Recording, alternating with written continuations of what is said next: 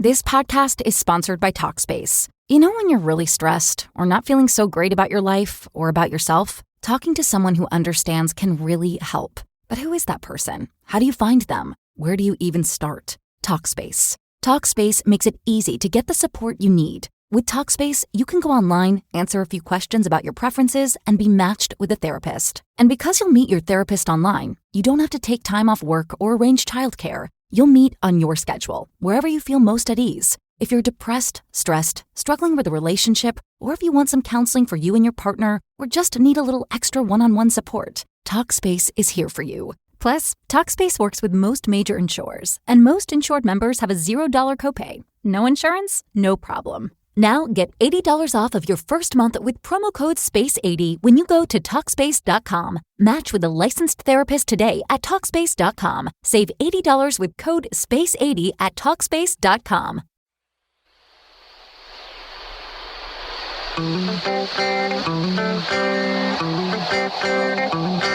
You're in a good place now. Relax, breathe, smile. You've entered into your element, the home of origin, the home of intelligence and beauty, where relevant topics are discussed, where what you think counts, and where superior is the norm. You are listening to Perspectives with Ashley Burgess. Welcome back live to Perspectives, and I'm your host, Ashley Burgess. Tonight we're talking about that first meeting, the first date. And it really means something. A lot of us don't realize what it really reveals. We look at the first date or the first meeting and we kind of maybe drink too much, get a little too excited or a little too anxious. And instead of really paying attention to the conversation and the nuances, we don't think about that. We just pay attention to the fanfare. And later on, after we get to know this person months in and months out, we start worrying, we start wondering, we start realizing that maybe this person isn't the person we thought they were. Maybe this relationship isn't really going anywhere. And I think it's interesting because we find these faults in this person eventually 6 to 9 months out, when in actuality, I'm wondering if you'd been honest and literally maybe calm down a little bit on the alcohol and maybe dialed it down a little bit and actually listen to the other person, could you figure this out beforehand? Bill, we've had this conversation before where you have these first meetings, you have these first dates, and people have a tendency of just getting wrapped up in the fanfare, wrapped up in the emotion. Yeah. But they don't realize that the person's really being honest. Like the person in the first meeting, in a first date, is really normally telling you exactly what they are. Well, now let me ask you about that, okay? Because based on myself and my own personal experience, I mean, I'm in some things I'm being honest, but also because you know me. I mean, I have social anxiety, and I'm kind of introverted. And so a lot of times I have this wall, when I'm meeting someone for the first time, okay? So are they really presenting their honest self on that first meeting? And maybe that's part of the problem. I think for the most part people do. I think, though, a lot of times we read and interpret things differently. Okay. So let's say if I mean, this is just a hypothetical little comment. Like, so if you're at a dinner and somebody's like, yeah, I'm a serial killer. You know what I mean? Like, it is what it is, and I have a tendency of killing people before I go home. And I prefer bloody axes, I mean. It's all good, And then they go, and what kind of music do you like? No, but I'm saying, this check, please. But, it's funny, though, if you think about it, I've actually had clients that have come into my office telling me not stories like the serial killer, but when somebody talks about being a total, complete, out-of-control partier, passing out several times outside of their home, not being able to get inside, and they'll talk about it. I had one client that recently told me that on their first date with this guy, he talked about how he passed out in front of a Denny's on the sidewalk, Whoops. And how he was awakened by the sprinkler system at 5:30 in the morning, and so he went inside and had some spaghetti and some pancakes, and then walked home. At the Denny's? At the Denny's, That's hilarious. And so spaghetti and pancakes for breakfast. Yes, exactly. Yeah. Combination. Well. And she said she just laughed so hard because she thought it was a joke. Well, it ended up not being a joke. It really happened like a month before they met. Okay. And she had no idea. She thought he was just really funny, really funny. And if you weren't really paying attention to what he's saying, you would think it was a total joke, right? A total joke. But the funny thing about it is that, as the months go by, she realized that he was a complete alcoholic. Okay. And he's passed out many times outside, and many times the sprinklers have gone off on him, and sometimes he's been arrested for it. And it's funny how when we have that first meeting, we think it's hilarious. You know what I mean? You're like, hey, that's funny. Let's have another drink, you know? But you're not paying attention to the fact that he's really being honest because we're not looking at the nuances or the way that their mannerisms are. Or sometimes we just want to just laugh because it's funny. We think it's funny. Or like I said, I'll use myself as an example. Maybe it's because I'm so focused on myself and how I'm coming across. Oh, yeah. That I'm just not noticing. That's such a big thing, too, because we're always worrying about our side of the thing. Yeah. How are we looking? Do you think he likes me? You know, in your case, do you think she likes me? I don't know. Do you think I'm putting my best foot forward? Oh, my God. Like, should I get another drink? Is there a hair on my nose? So it's like I think of the damnedest things. Is there a booger hanging out of my nose? Yeah, exactly. I mean, do I have something in between my teeth? Is there a big stain on my nose? Does she think I'm just a complete dork? Yeah. What's going on in her head? Yeah. And that's the thing is that people are always thinking about themselves. They're not really thinking about the conversation. Right. They're kind of like just going through it. And then we're also interpreting what we hear as how we want to interpret it. You know what I'm saying? Like you just do. I had a guy the other day. I was in a meeting. It was funny. He was talking about how he only likes 3-ways. Well, hey, at least you're being honest. And I'm like, okay, so how do you deal with that in your dating? As a single man? And he's like, well, it's been pretty hard. When you try to tell somebody about that, they normally think that you're joking. And I was like, yeah, I kind of thought you were joking right now. I was like, do you mind if I ask you, is it with 2 women or a man and a woman? Well, which could be important. Which could be important because that's something that you would overlook. Because again, think about it. That's a good example. Is okay. Somebody says they're into 3-ways, right? And then you go, oh, that's funny. So you either interpret it as a joke, right? Or you interpret it as the guy likes 2 women. You could be totally wrong. This could be a total validation of, hey, sweetheart, I'm not really straight. I mean, think about that. And generally speaking, most women that I know would, if they knew you were serious, would like, okay, taxi. I'll have another drink with you, and then I'm leaving. Or not even that. I'm going. It was really, really not so great meeting you, right? Don't call me, I'll call you. Don't text me, I'll text you. And maybe next time you should be looking in the males, not the females. Or go on Craigslist, instead. Oh, yeah, Craigslist. That's good. I like, this is an endorsement for Craigslist. Now, I was going to say that now. I'm not endorsing illegal activity here, so, Sure you're not. Bill, you're good. You're good. You're okay. We'll take an oath later on. So think about how, excited we are in that first meeting and how we try to prepare accordingly. But, like Bill was talking about, he has a little bit of anxiety in first meetings. It becomes a stressful situation.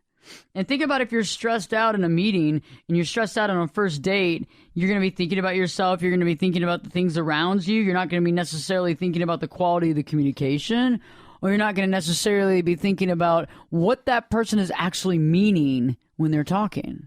Where is that person out? And I think a lot of times we don't ask for clarity either. So when someone says something, instead of saying, hey, Bill, what did you mean by that? We just kind of go, or we kind of just accept it, Right. And then later on, there might be a problem.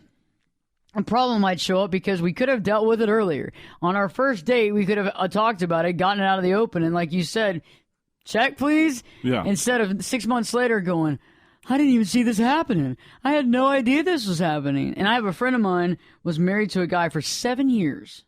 7 years. And all kinds of stuff hit the fan. And it was pretty bad. And he was doing a lot of drugs, and he was out of control, and there was a lot of things going on, and he was he was gambling a lot, and he was kind of very narcissistic, and he was a compulsive liar. And she said that she didn't think about her first date, but when she started remembering back to the first date, she remembered things that he said in the first date that would have been red flags that really indicated where he was. Okay, like she said she was so into the way he looked and his attitude that he was telling her the truth, okay? But she wasn't really buying into the fact, she wasn't getting the fact that this really meant what it meant. And she said if she would have realized that, she could have been out of so many problems. Like they bought a house together and oh my gosh. Oh yeah, they got married, bought a house together. She bought him a car, he stole the car. He ended up refinancing the house without her knowing to get money out so he could gamble. all this happened in a period of 7 years that she could have like saved herself from that if she would have been paying attention on that first meeting. Well, see, and I can relate to this lady because the same thing happened to me. It did? Now, fortunately, it only took me 6 months. 6 months is good. Now I went ahead and bought the house. That's right. But fortunately, it only took me 6 months. And we had not actually gotten married yet. So I always tell people, if anybody says there is no God, I always say yes, there is. And because it got me out of a really bad situation. Thank you, Lord Jesus. And what was your wake-up call? The wake-up call was when we had bought the new house. I was not allowed to come over. And, she's like, me and the kids kind of need time to, get settled and make this our house. So maybe you shouldn't come over for a while. So she'd have friends, male friends, even come over, popcorn, movies, but somehow I wasn't allowed to come over. And, I was like, okay, that's the straw that brought the camel's back right there. And the straw that brought the camel's back was she invited this guy over that she had previously had an affair with before she met me. Oh, wow. Wow. Okay. And see, I'd been over there earlier that day, and just to visit and say hi, and we're supposed to be together, right? But she made it really clear that I wasn't welcome over there. At your own house. Yeah. Turn a cold shoulder, wouldn't look at me, talk to me like crap. Really? And yet here's this guy coming over watching movies and all the good stuff later that night. So the next day, I said, okay, we're done. What did you do at the house? Get out? Yep. In fact, I had to sue her to get the house to force her to sell it.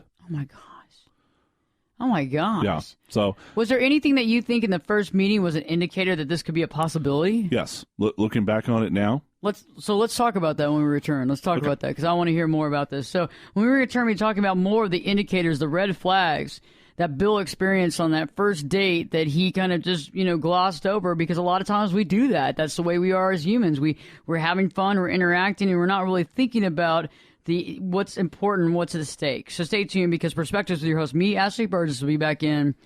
This podcast is sponsored by Talkspace. When you're really stressed or not feeling so great about your life or about yourself, talking to someone who understands can really help. But who is that person? How do you find them? Where do you even start? Talkspace. Talkspace makes it easy to get the support you need. With Talkspace, you can go online, answer a few questions about your preferences, and be matched with a therapist. And because you'll meet your therapist online, you don't have to take time off work or arrange childcare. You'll meet on your schedule, wherever you feel most at ease. If you're depressed, stressed, struggling with a relationship, or if you want some counseling for you and your partner, or just need a little extra one-on-one support, Talkspace is here for you. Plus, Talkspace works with most major insurers, and most insured members have a $0 copay. No insurance? No problem. Now get $80 off of your first month with promo code SPACE80 when you go to Talkspace.com. Match with a licensed therapist today at Talkspace.com. Save $80 with code SPACE80 at Talkspace.com.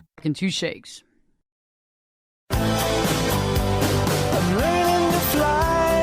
Turn it up and jump in the deep end on Perspectives with Ashley Burgess. The water's warm and there's a swim-up bar. Glass of perspective, anyone? Now, here's Ashley.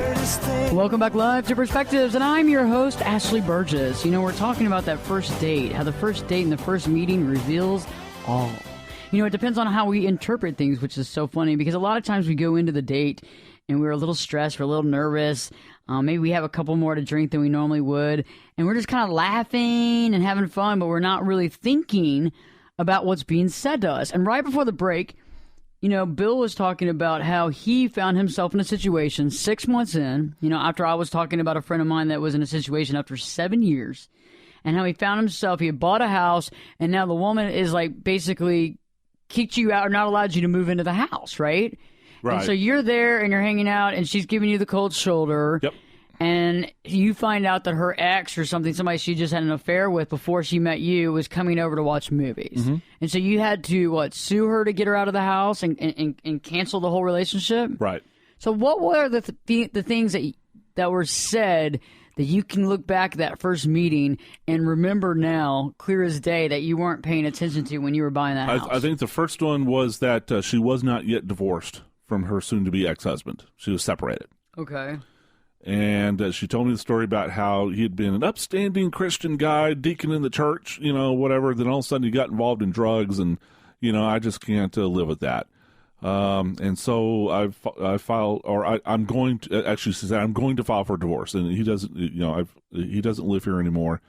And it's a shame. We've been married for X number of years, but I can't live with this, and I'm going to divorce him. Wow.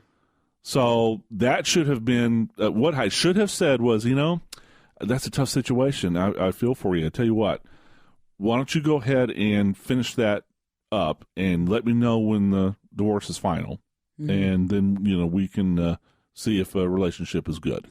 Because and this is something I've told other people too, just from my own hard-won experience. You've got to close the book on one chapter in your life before you open another. True. Because not only my own experience, but from other stories I've heard from other friends of mine, when you're separated, there's still that foot left, and people will swear, oh, that's it, we're separated, done, can't stand it anymore. But I would say half the time, maybe more, that they end up going back to the other spouse. Wow. So, and then you just get burned all that time, and you just go. In fact, she did actually have a one-night stand with this guy while we were still together, and I was dumb enough to, let it go. Really?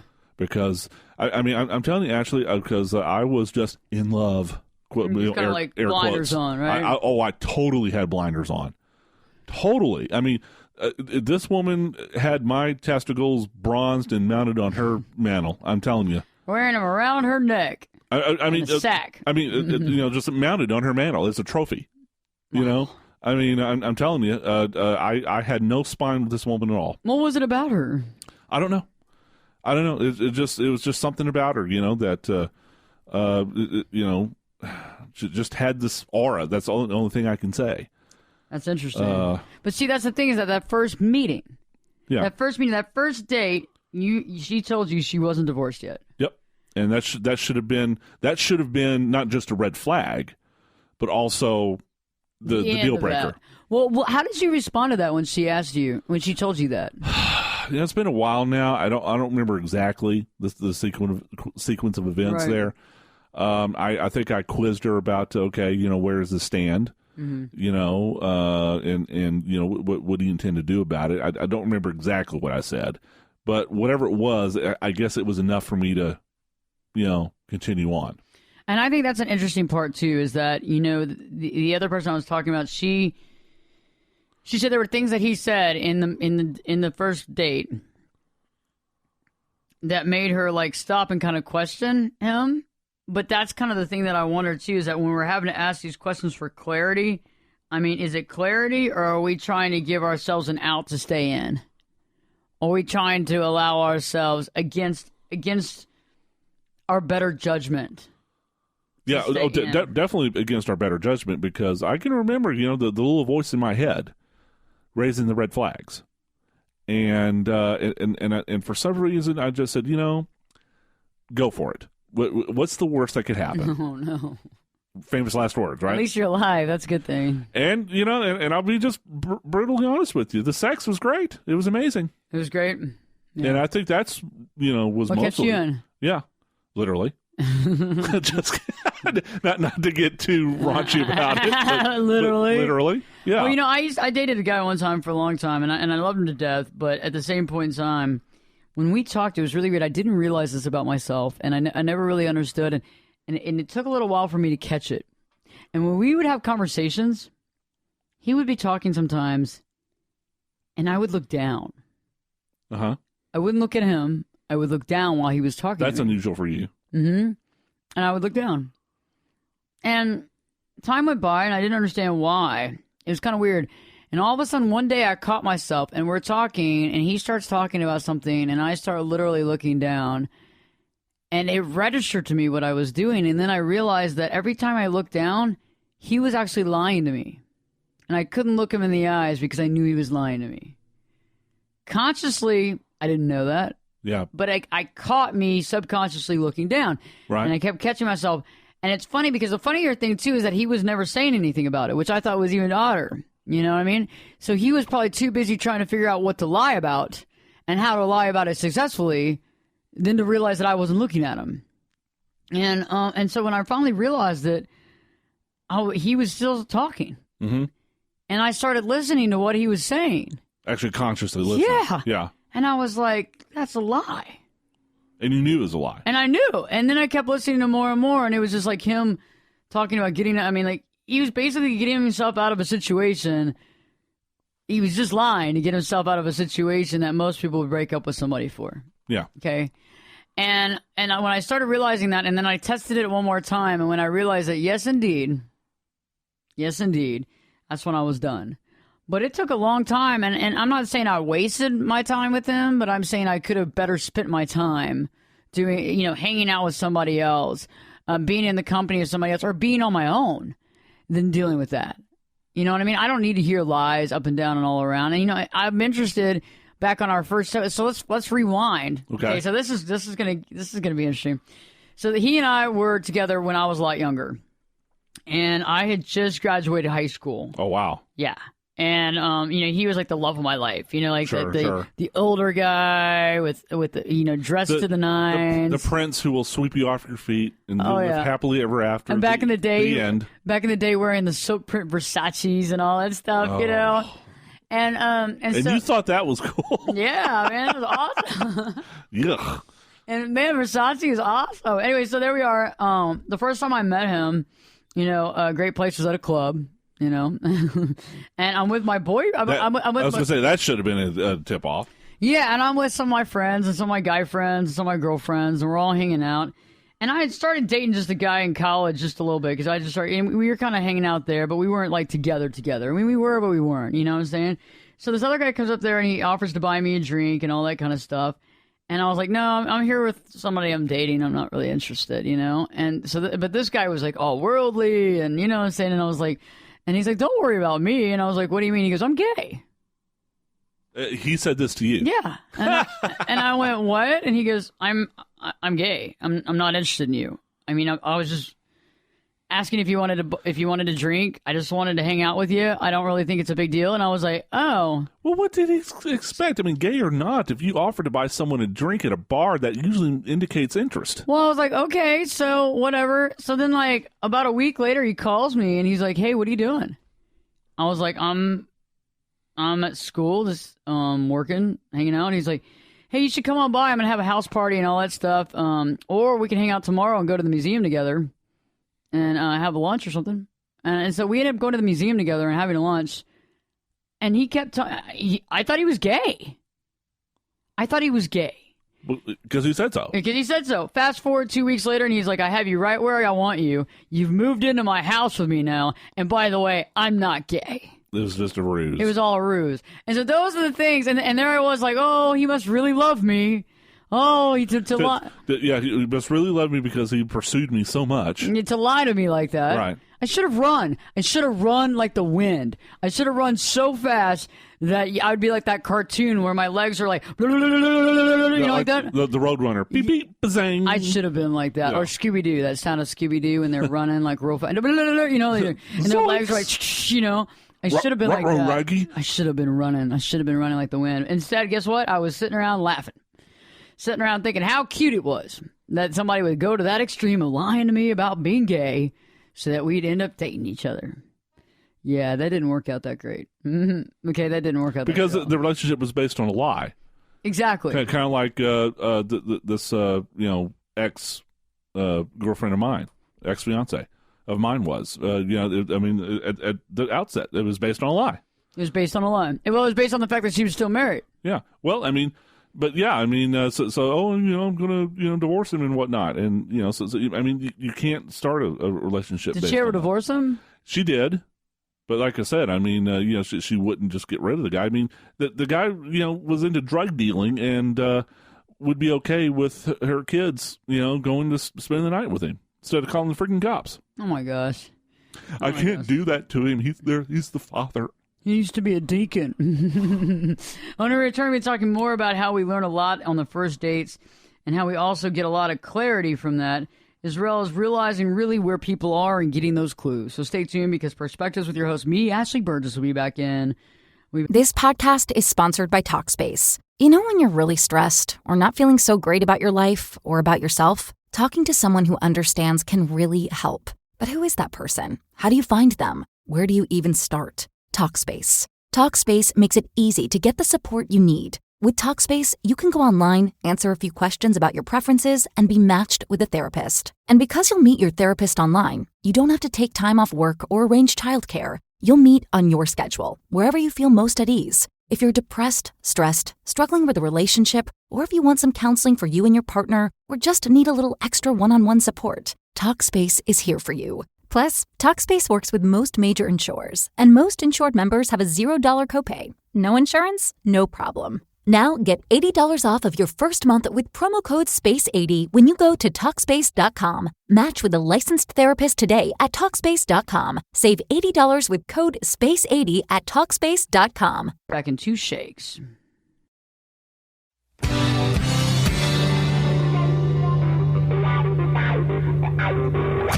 This is Jake Busey, and you're listening to Perspectives with Ashley Burgess.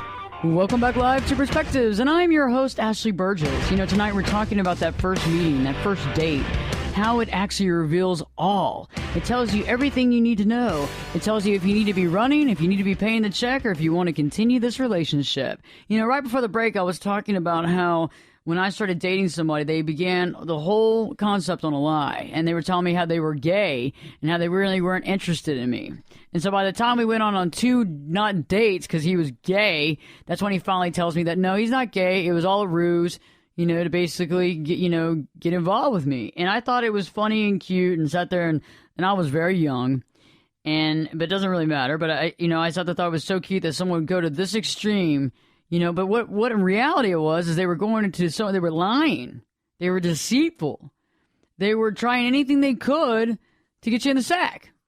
I mean, yeah, we ended up having a relationship and we lived together for a long period of time, but I could have spent time washing my hair instead of doing that, really, honestly, because it didn't end well. Rearranging your sock drawer. It did not end well. And I don't even have a sock drawer, okay? And, well, and honestly, invent one, yeah. I could have invented one, yes. Yeah. I could have drawn socks. You know what I mean? Like I didn't have to waste my time on that. And yeah, I learned a little bit about that, but do I needed to learn, or could I have learned that in the first meeting? Could I have learned that in the concept of when I realized that he wasn't gay and it was a lie? Could I have just jumped up at that point in time and said, okay, thanks, I'm out of here. Thanks a lot. Thanks for playing. Right. Okay, so what I'm taking out of both our examples, Ashley, is that maybe we should not concentrate so much on how we are presenting ourselves, but actually focus on the other person and how they're coming across. But that's easier said than done, though, because when you meet someone for the first time, especially on a first date, and it's a romantic type situation, you're sizing the other person up, they're sizing you up to see if there's a possibility of a serious relationship there. Right. How can you not concentrate on presenting yourself in the best light possible? And I'm not saying lying or stretching the truth, but I'm going to take myself and present it in the best light possible. But the thing is, yeah, I agree with you, but but her that wasn't the best light possible. Her being not divorced yet, and him saying that he's gay and he's not gay. That's not the best light possible. But like I said, I wasn't really kind of concentrating on that. I was more worried about how I was coming across. Oh well, yeah, but it's like a job interview, right? So think about a job interview. Like when you're young, we go to a job interview and we just want to show that interviewer how we can join their company and be the best cog in the cog, right? We are the best cog in the wheel. Rah, rah. I am a team player, sir, Woof. and I will team play right, okay? And you know what? A lot of times that's great, but then you get into a job or a company that you don't really like working for because you never ask them anything about them. You literally let them you didn't say, hey, would we fit out? How does your corporate culture look? Do you think that I would, how would this work? I mean, what kind of people do you have working here? I mean, well, you didn't do any of that. Instead, you were just so busy trying to show them how you should fit in that you never really actually looked at their deal. And I think that's the same as the first meeting. You're so busy trying to explain how good you are You know what I mean? And I'm a good person. You know, date me. Let's make this work. And you're not listening to you're not really listening to what they're saying. Yeah. And you're not putting it into perspective what they're saying. And it's the same thing as going to a company, not realizing, kind of overlooking the fact that you're dealing with harmful chemicals, right? So you're going to be selling and processing flammable, harmful death chemicals, right? And you go, okay, great. So do y'all have a 401k? And okay. Is there a lunch break? Oh yeah, that's great. Yeah, and then you get there, and on the outside of the plant, all the trees have shriveled, and the skull and crossbones is the front door. It's a wasteland, Yeah, Mr. Burns is running the place. The sky is like a reddish brown haze. Yeah, Mr. Burns is running it. And it's a plant in California. Right. There's a certain specific plant that hasn't had its testing since 1976, and hopefully it's okay because it's on a fault line, and they're investigating that from the stuff that happened in Japan. Remember, awful stuff. Well, it's I don't see what the problem is just because it's a fault line. I mean, come on, what's the worst that could happen? So it's kind of the same things that somebody's over there saying you're going to be working with these chemicals. Yeah. Okay. You're going to be working with plutonium. And you go, okay, great. And then all of a sudden there you are. You're in the lab and you got these big gloves on and you got all this stuff going on and you're in a hazmat outfit. And you're like, oh, God, what did I sign up for? Right? Don't. Exactly. You're like, this is awful. And then on the other hand, it's the same as when you're dating somebody, when you meet them for the first time and they let out a plutonium bomb, like, that could be anything. Like, yeah, I smoke all the time, or whatever it is. Or another red flag I just now thought of during that first meeting. She had 4 children, 3 of them by different fathers. Oh my God! I know, yeah, and how that got past me. What did you think about that? I don't think I thought anything. Like I said, seriously, this is the only time in my life that this has happened to me where I was just so infatuated with this woman that sounds like it. I literally think she could have told me that she had kidnapped the Lindbergh baby, and diced it up and served it, for dinner one night, and I would have, oh well, she's a good cook, it's like, she's jack of all trades here. Right, exactly. Oh my God, it's true though. So that's interesting. I had a friend of mine that had an experience like that, and I thought it was interesting how he goes, oh yeah, well she's had 5 kids with 4 different guys. No, yeah, it was 5 kids, so 2 with 1. And I said, okay, well, I'm not gonna make a judgment call, but yeah, okay. But my next question was, I'm assuming you're using birth control. Because she seems to be as fertile as the Tennessee River, Sure. He goes, we're not. And I go, you're kidding me. And he goes, no, I'm not kidding you, but we're fine. She hasn't gotten pregnant yet. And, and so the next thing you know, he calls me and he goes, about a week and a half later, she's pregnant. Yeah, what you should have told him was that, okay, you hear that clicking sound? Mm-hmm. That's the Russian roulette. That's the pistol being cocked. Okay? Yeah, exactly. And eventually it's going to go bang. Exactly, and guess what? She got pregnant. And this is like a story way better than reality TV. And he gets pregnant. First of all, we all go to the baby shower, And the first time I met her, she was just so rude to me. Very rude, very inconsiderate, just rude. Just try to grab something out of my hand and just crazy. And I made the comments like, I didn't even know who she was.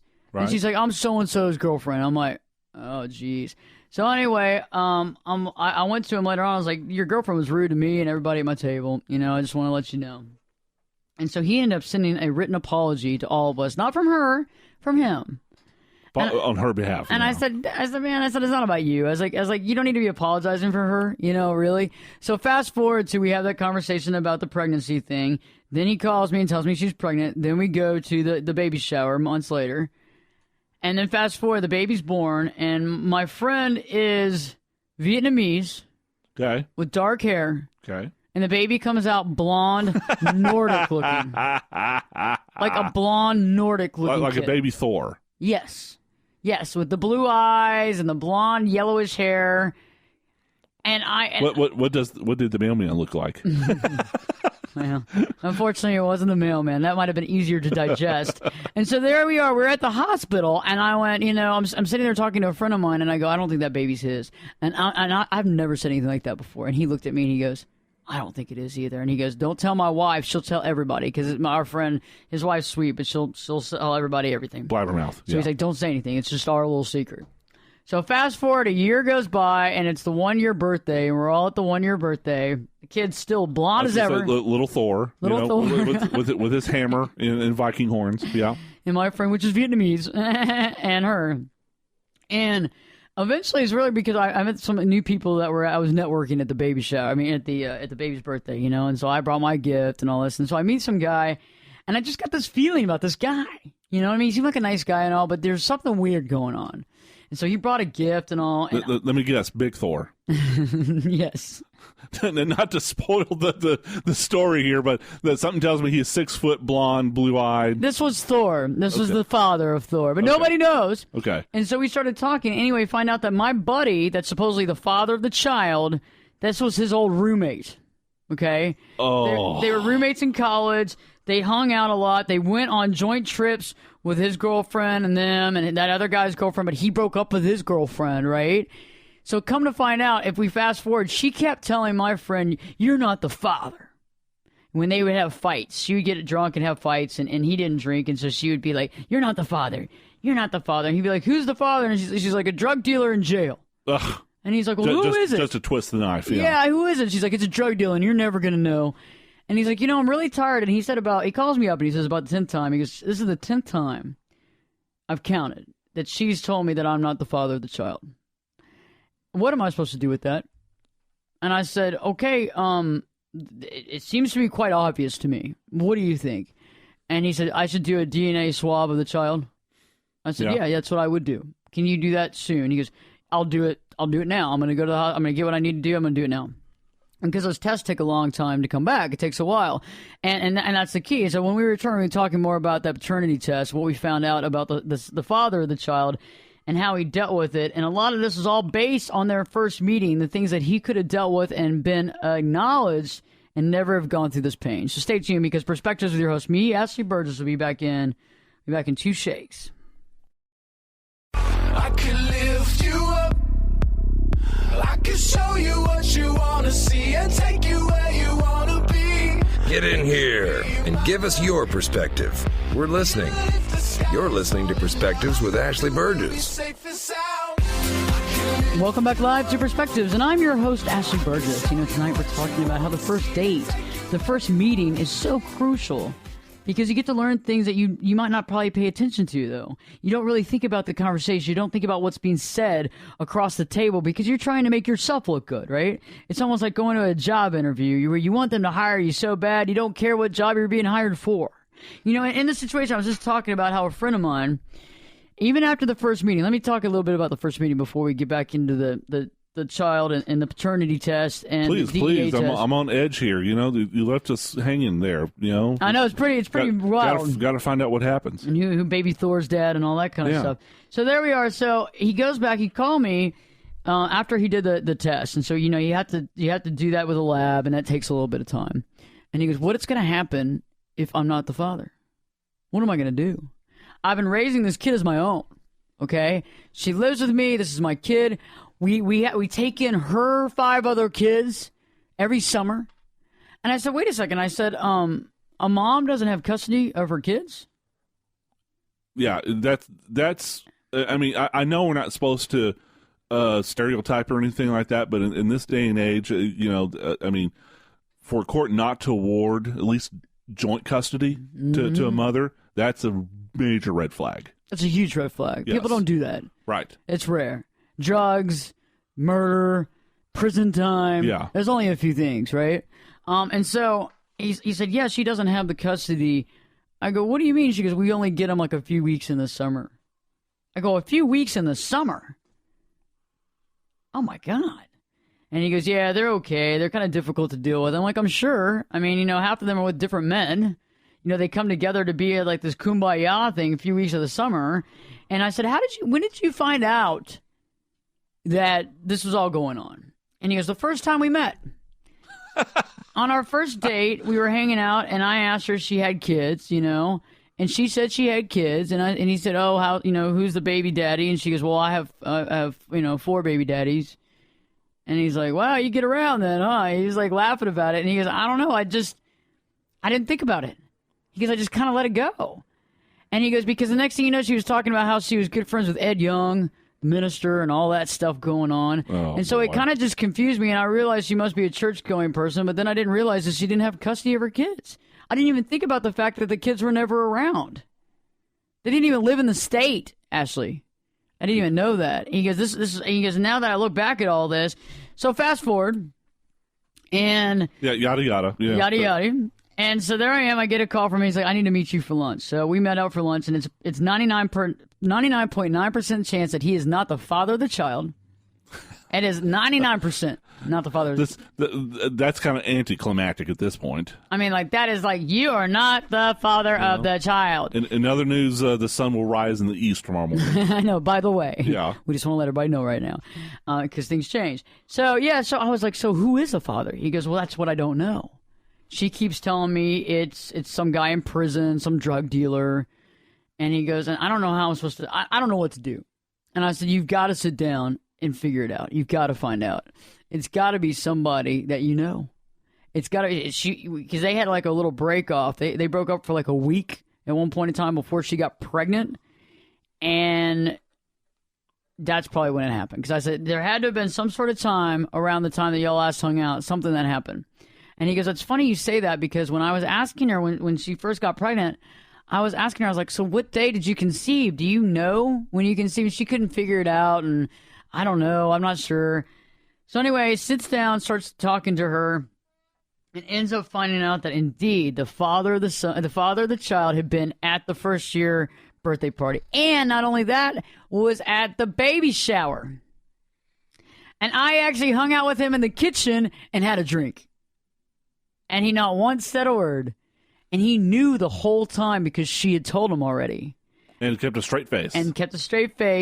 Because she wanted to be this guy's wife and wanted to live with him. And that is awful because my friend literally had to sit there and got totally devastated.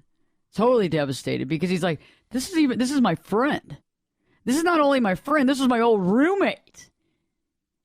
And my girl have sex. They know it's their kid. And then now it's not my child. And so all this came to light, but a lot of the things that he told me about, now she's moved out, okay, so he moved her out, the kid's gone too. The guy's now finally stepping up to the plate to be the kid's dad. Her other kids are with the other men, okay, and my friend's met somebody new finally after about 1.5 years of mourning and upset, and he's upset because he wanted to be in the kid's life, but then he knew it was just messed up. I mean, the whole thing from A to B, and think about all the grief and pain that he could have spared himself if on that first meeting he would have looked at her and when she was talking about the 5 kids and the 4 men and talking about all these different things and not having custody and all this stuff, if he would have sat there and thought about maybe morality, but also thought about legitimately maybe I should be using protection at the very least. At the very least. You know what I mean? At the very least. Instead, he got lied to. He got punished. I mean, it's almost like we want to get punished when we don't pay attention to that first meeting.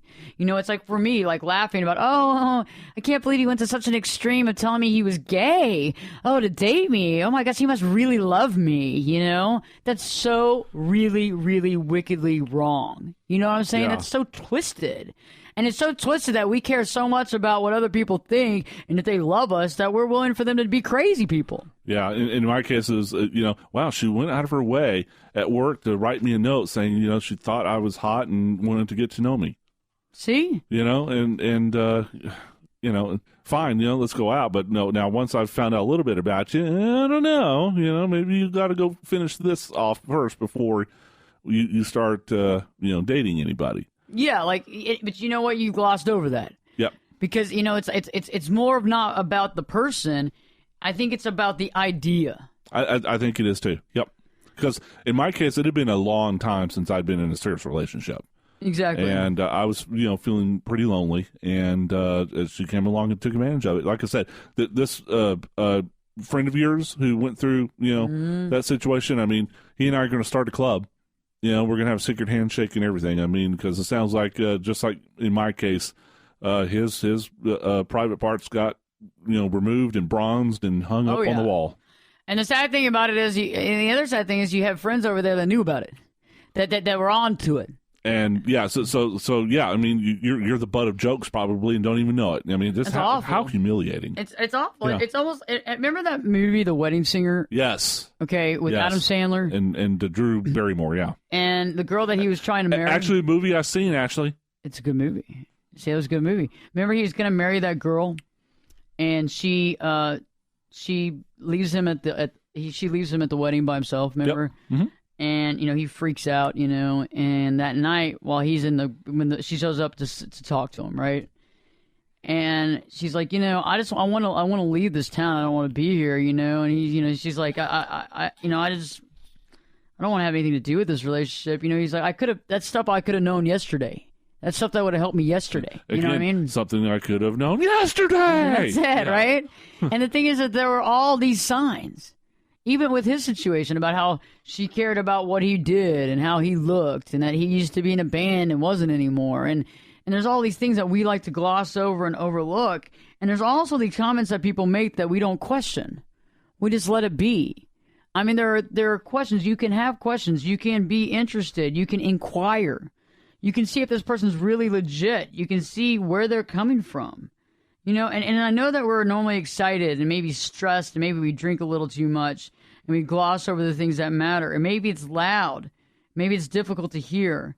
But, we have to step back and realize that paying attention in these first meetings is so important. And, life is fun. We have only a certain amount of days. We have only a certain amount of years of our life. And, sometimes you can feel a lot of regret. And this show goes out to everybody that's dealing with regret out there, that has been in a relationship that caused a lot of regret, a lot of emotional baggage, a lot of strain, a lot of stress, a lot of crying. And just to make sure that there is no more regret, stop and look and listen. On those first meetings, you can learn so much. Drink less. Try to drink none if you can. That helps a lot. It keeps you ahead of the game. It keeps you on top. It keeps you understanding what's going on. It keeps you where you can understand clearly. Also, remember, you can be very excited and stressed, but realize that's part of the first meeting. When someone says something you don't understand, ask for clarity. Ask again if you don't still understand. Continue to ask. Don't just go along with a comment that someone makes and then wonder what it meant later on. That's not going to do you any good. It's like going into business with somebody and then they take all your money and then you do a background check. Right? They took all my money. Ready, fire, aim. Yeah. You kind of got out of order there. And then you do the background check and you go, oh my God, they're wanting in 7 states. Information I could have known yesterday, right? Same thing for the first meetings. And remember, the biggest thing is that a lot of times we're not really focusing on the person across the table from us. We're focusing on the idea, the awesome idea of being in a relationship. And that can give anybody blinders. But stop, look, and listen, because there's going to be somebody for you in your life. Don't worry about that. But don't get bogged down by people that aren't for you. And don't get bogged down in situations where you're surrounded by somebody that you can't stand or that constantly is lying to you or is using you. And you could have taken care of this back on day one. It's okay to be alone. It's okay to be on your own. You can find someone. But remember, it should be about the person. It should be if you really love that person, not settling for that person, not just a grand idea about a relationship. We have a great show for you tomorrow. Look forward to talking more. And from now on out, don't regret the first dates. Make it work for you. Even if you have to say, check, please. Perspectives with your host, me, Ashley Burgess, will be back in 3 shakes.